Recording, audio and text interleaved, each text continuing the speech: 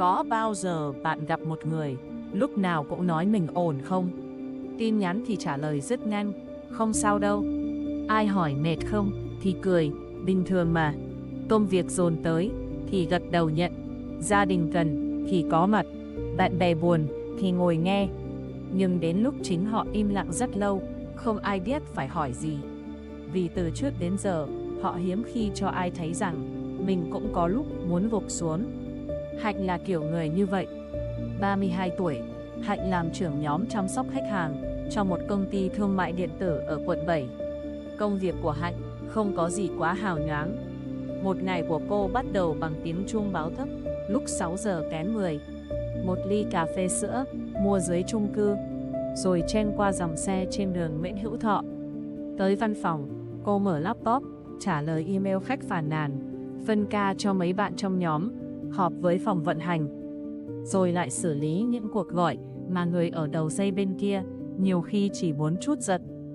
Trên bàn Hạnh lúc nào cũng có một hộp kẹo bạc hà, một chai dầu gió nhỏ và một cuốn sổ tay màu xanh đã sờn góc.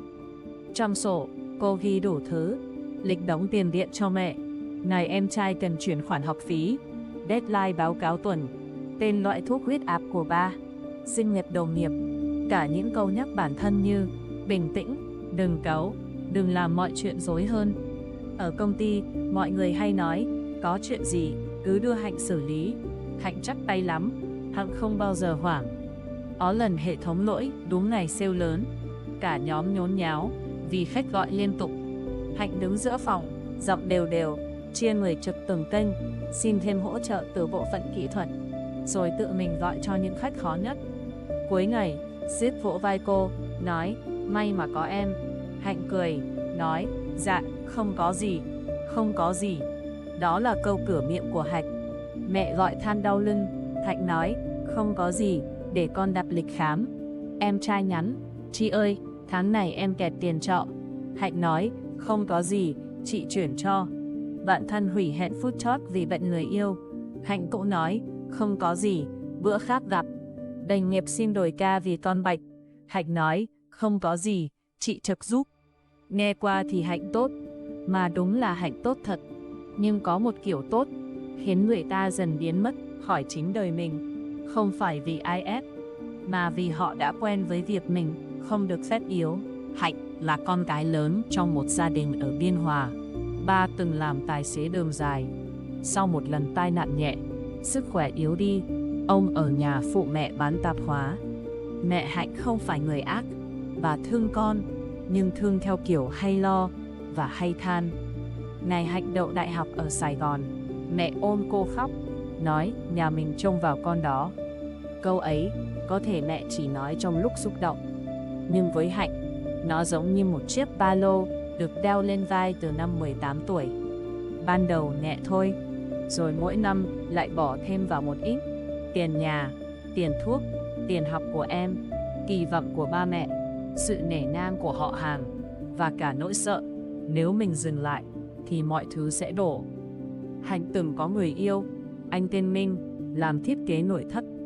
Minh hay nói Hạnh đừng gồng quá, nhưng chính câu đó lại làm Hạnh khó chịu.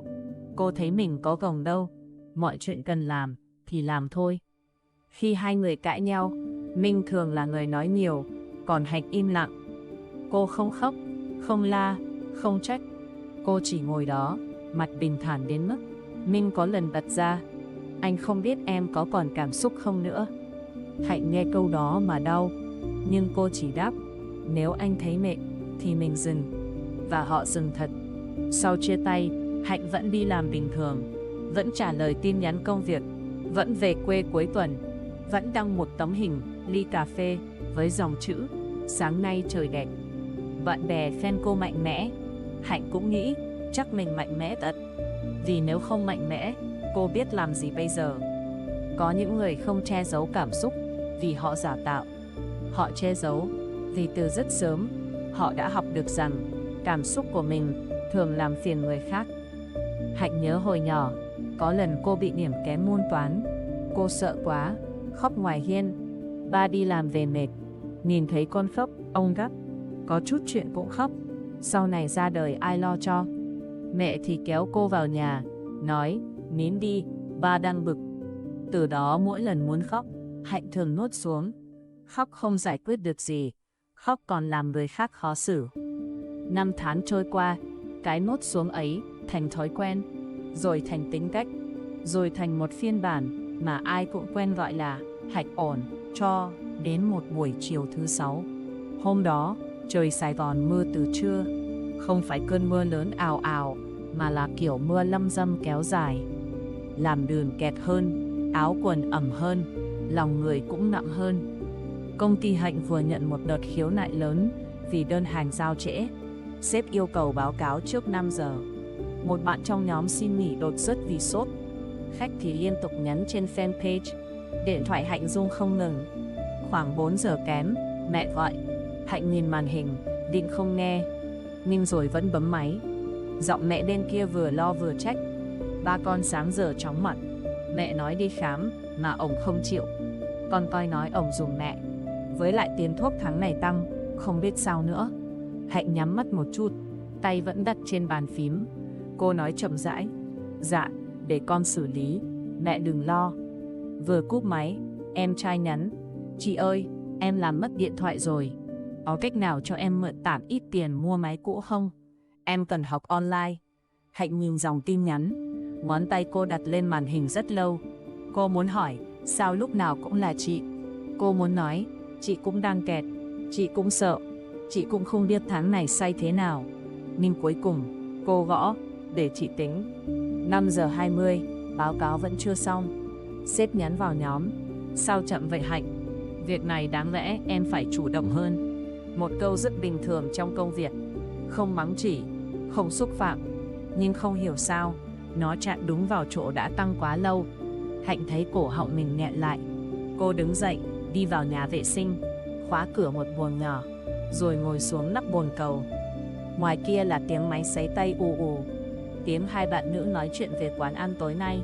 Bên trong, Hạnh đặt tay lên ngực, thấy tim đập nhanh, nước mắt trào ra, nhưng cô không dám khóc thành tiếng. Cô lấy khăn giấy chặn miệng, vai rung lên từng đợt. Cô khóc không phải vì một tin nhắn của sếp, cũng không hẳn vì tiền thuốc của ba, hay cái điện thoại của em. Cô khóc vì nhiều năm nay, cô đã sống như một căn nhà luôn bật đèn cho người khác. Nhưng bên trong, dây điện đã cháy âm ỉ từ lâu. Khóc được vài phút, Hạnh nghe điện thoại rung. Là một bạn trong nhóm gọi hỏi. Chị ơi, khách này xử lý sao? Hạnh lau mặt, hắng giọng, rồi nghe máy. Cô nói, em gửi chị mã đơn, chị xem. Giọng cô vẫn bình tĩnh, và chính điều đó làm cô sợ. Tối hôm ấy, Hạnh về tới chung cư lúc gần 9 giờ. Căn phòng trọ một người ở tầng 12, tối om. Chỉ có ánh đèn từ tòa nhà đối diện hắt vào. Cô để túi xuống, không bật đèn ngay. Mưa đã tạnh, nhưng ngoài ban công còn mùi đất ướt và tiếng xe xa xa dưới đường. Hạnh ngồi bệt xuống sàn, lưng dựa vào tủ giày. Cô thấy người mình rỗng, không buồn rõ ràng, không giận rõ ràng, chỉ rỗng. Một lát sau, cô mở điện thoại, định chuyển tiền cho em. Nhưng ứng dụng ngân hàng hiện số dư còn lại ít hơn cô tưởng. Tiền thuê nhà vừa trừ, tiền bảo hiểm của mẹ vừa đóng, thẻ tín dụng tháng trước vẫn còn một khoản. Hạnh nhìn con số đó, tự nhiên bật cười. Một tiếng cười khô, ngắn, rồi nước mắt lại rơi. Cô không chuyển tiền ngay. Lần đầu tiên sau rất nhiều năm, Hạnh đặt điện thoại xuống và không trả lời ai cả. Sáng hôm sau, Hạnh không về quê như dự định. Cô nhắn cho mẹ, hôm nay con mệt, con nghỉ ở Sài Gòn một bữa. Ba nếu chóng mặt nhiều, thì mẹ đưa ba đi khám trước, con sẽ gọi lại sau. Tin nhắn gửi đi rồi, Hạnh hồi hộp như vừa làm điều gì sai trái. Mẹ xem, nhưng chưa trả lời. Hạnh ngồi nhìn màn hình, trong đầu hiện lên đủ viễn cảnh. Mẹ buồn, ba thất vọng, em trai nghĩ chị ích kỷ. Nhưng rồi 10 phút sau, mẹ nhắn lại. Mệt thì nghỉ đi con, ba đỡ rồi, khi nào khỏe gọi mẹ. Chỉ một câu vậy thôi. Hạnh ngồi lặng rất lâu. Hóa ra, có những điều mình tưởng nếu mình không gánh thì sẽ sụp. Nhưng thật ra, không sụp ngay như mình sợ. Có những người mình tưởng không chịu nổi sự từ chối của mình, nhưng thật ra, họ cũng có thể học cách xoay sở. Và có những lúc, Điều mình gọi là trách nhiệm, bên trong có cả một nỗi sợ rất sâu. Sợ không còn được yêu, nếu mình không còn hữu dụng. Chiều đó, Hạnh hẹn gặp Lan, bạn thân từ thời đại học. Hai người ngồi trong một quán cà phê nhỏ gần đường Tú Xương. Quán có cửa kính, nhìn ra hàng cây. Nhạc rất khẽ. Lan nhìn Hạnh một lúc, rồi hỏi, dạo này mày có ổn thật không? Nếu là trước đây, Hạnh sẽ cười và nói ổn. Nhưng hôm đó, không hiểu vì mệt quá, hay vì câu hỏi đến đúng lúc, Hạnh cúi xuống khuấy ly trà đào. Cô nói rất nhỏ, tao không ổn, tao mệt, tao không biết làm sao để ngừng cảm giác lúc nào cũng phải lo cho mọi người. Nói xong câu đó, Hạnh thấy mặt mình nóng lên, như thể vừa thú nhận một tội lỗi. Nhưng Lan không hoảng, Lan cũng không vội khuyên. Lan chỉ ngồi yên, đẩy hộp khăn giấy lại gần. Sự yên lặng đó làm Hạnh dịu xuống. Lần đầu tiên, cô nhận ra có thể nói mình mệt, mà không làm bầu trời sập xuống. Lan kể, có một thời gian cô từng đi học thiền vì mất ngủ. Người hướng dẫn không nói gì cao siêu, chỉ bảo mỗi ngày thử ngồi yên vài phút và gọi tên điều đang có mặt trong mình. Buồn thì biết là buồn, tức thì biết là tức, mệt thì biết là mệt. Đừng vội sửa, đừng vội đè xuống, cũng đừng mắng mình sao điêu quá. Cảm xúc giống như một đứa trẻ gõ cửa. Nếu mình cứ khóa trái cửa, nó sẽ gõ mạnh hơn. Nếu mình mở ra nhìn nó một chút, nhiều khi nó chỉ cần được nhận ra. Hạnh nghe và im lặng. Cô không phải người thích những điều trừu tượng, nhưng câu đó ở lại trong cô. Cảm xúc giống như một đứa trẻ gõ cửa. Còn cô, có lẽ đã bắt đứa trẻ ấy đứng ngoài mưa quá lâu. Tối về, Hạnh thử làm một việc rất nhỏ. Cô bật đèn vàng trong phòng, pha một ly nước ấm, rồi ngồi xuống cạnh cửa sổ. Không mở laptop, không lướt điện thoại, chỉ đặt tay lên bụng và thở. Ban đầu, cô thấy kỳ cục. Trong đầu vẫn chạy deadline, tiền bạc, ba mẹ, tin nhắn của em. Nhưng rồi cô thử tự hỏi, bây giờ mình đang cảm thấy gì? Câu trả lời không đến ngay. Vì nhiều năm không hỏi, bên trong cũng quên cách trả lời. Một lúc sau, cô viết vào sổ. Mình mệt, mình sợ bị trách, mình giận vì phải một mình lo nhiều thứ. Mình thương ba mẹ, nhưng mình cũng muốn được sống đời của mình. Mình không muốn lúc nào cũng mạnh mẽ. Viết tới đó, Hạnh khóc. Nhưng lần này, cô không lấy khăn giấy chặn miệng. Cô để nước mắt rơi. Căn phòng vẫn yên, không ai mắng, không ai bỏ đi. Ít nhất trong khoảnh khắc ấy, không có điều gì tệ hơn xảy ra, chỉ vì cô yếu mềm vài phút. Nhìn lại chuyện này, ta có thể hiểu nhẹ nhàng hơn một chút. Trong tinh thần Phật học ứng dụng, có một cách nhìn rất gần với điều đó. Khổ không phải để mình ghét bỏ hay che giấu, mà để mình nhìn rõ. Nhìn rõ không phải là ngồi than thân trách Phật. Nhìn rõ là thành thật nhận ra, à, chỗ này trong mình đang đau. À, mình đã bám vào hình ảnh phải luôn ổn quá lâu. À, mình đang cần được chăm sóc, chứ không phải bị ép bố thêm. Chánh niệm, nếu nói thật đời thường, có khi chỉ là khoảnh khắc mình dừng lại, trước khi tiếp tục gồng. Là lúc mình nhận ra, vai đang căng, hàm đang nghiến, hơi thở đang nông. Là lúc mình không tự mắng mình yếu đuối, mà hỏi nhẹ, mình cần gì để qua được ngày hôm nay một cách tử tế hơn. Yếu đuối không phải thất bại. Yếu đuối là một tín hiệu, giống như đèn báo xăng trên xe. Nó không có ý làm phiền mình. Nó chỉ báo rằng nếu cứ chạy tiếp mà không dừng lại, xe có thể chết máy giữa đường. Một người biết nghỉ không phải người kém trách nhiệm. Đôi khi, đó là người bắt đầu có trách nhiệm thật sự với chính đời sống của mình. Từ hôm đó, Hạnh không thay đổi ngoạn mục. Cô vẫn đi làm, vẫn gửi tiền về nhà trong khả năng. Vẫn có những ngày bực bội, vẫn có lúc lỡ nhận quá nhiều việc, rồi về nhà kiệt sức. Nhưng có vài điều nhỏ đã khác. Khi đồng nghiệp nhờ đổi ca, Hạnh không trả lời ngay. Cô nhìn lịch, nhìn sức mình, rồi mới nói được hoặc không được. Lần đầu nói không, cô run. Nhưng sau đó, cô thấy mình vẫn là một người tử tế, dù không đáp ứng tất cả. Khi em trai xin tiền, Hạnh không chuyển ngay như phản xạ. Cô gọi cho em, nói, tháng này chị chỉ hỗ trợ được một phần. Phần còn lại em thử tìm cách mua máy trả góp, hoặc mượn tạm bạn. Giọng em trai ban đầu hơi hụt hẫng, Hạnh cũng xót. Nhưng cô không vội cứu. Cô bắt đầu hiểu rằng thương một người không nhất thiết là làm thay họ mọi thứ. Đôi khi, thương cũng là để họ có cơ hội học cách tự đứng vững hơn. Khi mẹ than mệt, Hạnh lắng nghe, nhưng không ôm hết vào mình. Cô nói, con thương mẹ, con sẽ phụ trong khả năng của con. Nhưng có những việc mình cùng bàn, chứ con không thể một mình lo hết. Câu nói ấy không trơn tru, Hạnh phải dừng vài lần mới nói được. Mẹ cũng im lặng một lúc, nhưng rồi, hai mẹ con bắt đầu nói chuyện thật hơn, ít trách hơn. Ở công ty, Hạnh tập nói với sếp về khối lượng công việc, không phải bằng thái độ chống đối, mà bằng sự rõ ràng. Báo cáo này, em có thể hoàn thành vào sáng mai, nếu vẫn phải xử lý khiếu nại trong hôm nay. Nếu cần trước 5 giờ, mình cần thêm một người hỗ trợ phần dữ liệu. Nói ra điều đó, Hạnh phát hiện nhiều khi người khác không biết mình quá tải, đơn giản vì mình luôn tỏ ra làm được. Có một buổi tối, sau giờ làm, Hạnh đi bộ một vòng quanh công viên gần nhà. Trời không đẹp đặc biệt. Mấy cô chú tập thể dục, vài đứa trẻ chạy xe scooter, một xe bánh tráng nướng thơm mùi hành phi. Hạnh mua một ly sữa đậu nành nóng, ngồi xuống ghế đá. Cô chợt nhớ Minh, nhớ câu anh từng nói, anh không biết em có còn cảm xúc không nữa. Lúc trước, cô giận câu đó.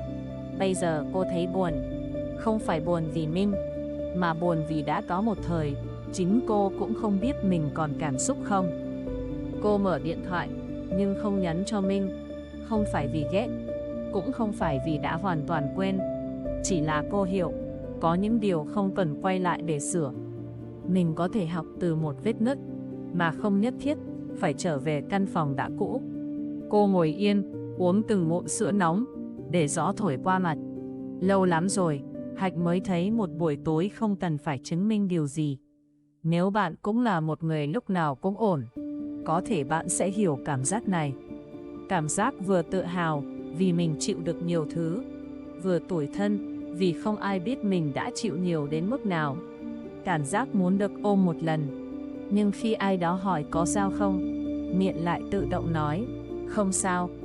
Cảm giác sợ, nếu mình kể thật, người khác sẽ thấy mình phiền, yếu, tiêu cực, không còn đáng tin nữa. Nhưng mình nói chuyện nhẹ thôi nhé. Có lẽ bạn không cần phải sụp đổ mới được nghỉ, không cần phải bệnh mới được chăm sóc, không cần phải kiệt quệ mới có quyền nói rằng hôm nay mình không ổn lắm. Bạn có thể bắt đầu bằng những việc rất nhỏ. Trước khi trả lời một lời nhờ vả, dừng lại vài giây và hỏi mình còn sức không. Khi thấy ngực nặng, thử gọi tên cảm xúc thay vì lập tức tìm cách đè nó xuống. Khi muốn khóc, nếu có một nơi an toàn, cho mình khóc một chút. Khi quá tải, nói rõ hơn về giới hạn của mình bằng giọng bình tĩnh nhất có thể. Và nếu có một người đủ tin, hãy thử nói một câu thật. Mình đang mệt, bạn ngồi với mình một lát được không? Còn nếu sự mệt mỏi kéo dài, nếu bạn thấy mình mất ngủ nhiều, kiệt sức, hoặc không còn đủ an toàn với chính mình, thì việc tìm đến một người có chuyên môn, một bác sĩ, một nhà tham vấn hay một đường dây hỗ trợ đáng tin cậy cũng là một cách chăm sóc bản thân. Không phải vì bạn hỏng, chỉ là có những đoạn đường mình cần thêm một bàn tay vững hơn để đi qua. Không phải ai cũng sẽ hiểu ngay, và mình cũng không cần kể hết với tất cả mọi người. Mềm lại không có nghĩa là phơi trái tim mình ra giữa chợ. Mềm lại là thôi đối xử với chính mình như một cái máy, là biết mình cũng có thân, có tâm, có ngày nắng, có ngày mưa, là tập đứng về phía mình một chút. Không phải để ích kỷ, mà để còn có thể thương người khác bằng một trái tim không cạn kiệt. Hạnh sau này vẫn được nhiều người khen là bình tĩnh, nhưng cô không còn xem bình tĩnh là phải giấu hết mọi thứ. Có những ngày cô vẫn nói, tôi ổn. Có những ngày cô nói, hôm nay tôi hơi mệt, để tôi trả lời sau. Và khi cô cho phép mình thành thật hơn, những người xung quanh cũng bắt đầu thành thật hơn. Một bạn trong nhóm kể, đang áp lực vì chăm con nhỏ. Mẹ cô thừa nhận, có lúc bà than nhiều vì sợ. Em trai bắt đầu đi làm thêm. Không phải mọi thứ trở nên hoàn hảo, nhưng chúng thật hơn. Có lẽ bình yên không đến từ việc mình không bao giờ yếu. Bình yên đến từ việc, khi yếu, mình không bỏ rơi mình nữa. Nếu hôm nay bạn đang nghe đến đây và thấy trong lòng mình có gì đó trùng xuống, thì cứ để nó trùng xuống một chút. Bạn không cần phải vội mạnh mẽ ngay. Bạn đã cố rất nhiều rồi. Đặt tay lên ngực, thở một hơi chậm và thử nói với mình bằng một giọng hiền hơn: mình mệt rồi, mình chăm sóc mình một chút nhé. Nếu câu chuyện này chạm tới bạn, hãy ở lại với mình nói chuyện nhé thêm một chút. Biết đâu, trong một câu chuyện rất đời thường nào đó, mình lại tìm thấy một góc nhỏ để được thở, được mềm lại và được sống tử tế hơn với chính mình.